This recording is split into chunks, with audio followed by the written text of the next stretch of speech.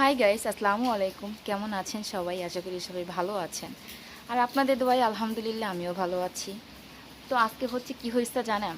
আজকে হচ্ছে আহ, সকালে ঘুম থেকে উঠছি, তো উঠার পর বাইরে কিন্তু প্রচুর রোদ ছিল, প্রচুর।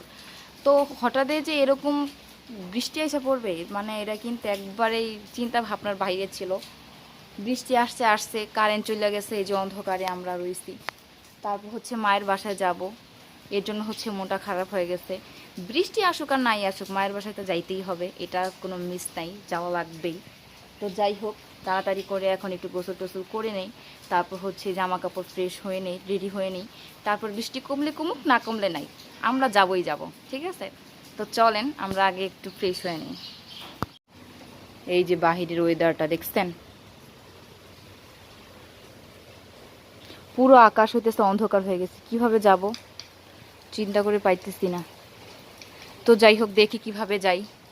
যাইতে তো হবেই, কোনোভাবেই যাওয়া মিস করা যাবে না, যাইতে হবে। আলমারি থেকে হচ্ছে একটা ড্রেস বাইর করে নেই।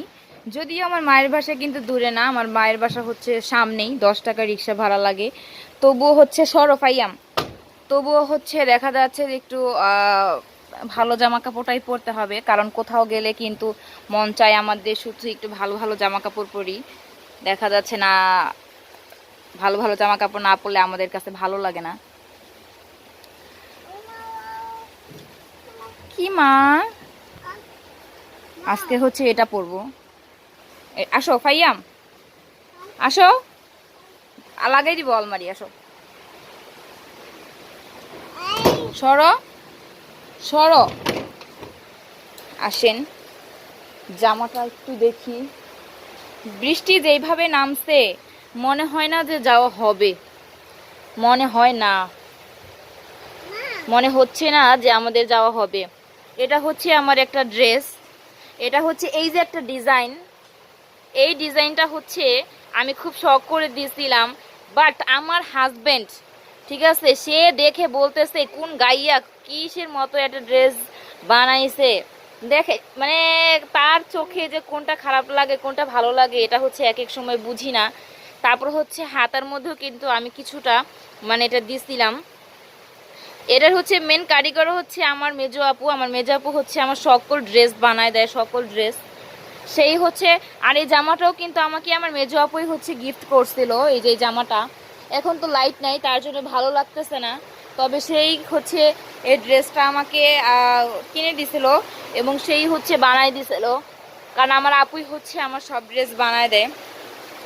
আর দেখেন আমার যাওয়ার কথা শুনে বৃষ্টি আরো কত জোরে যে নামছে, দেখেন কি অবস্থা বাহিরের।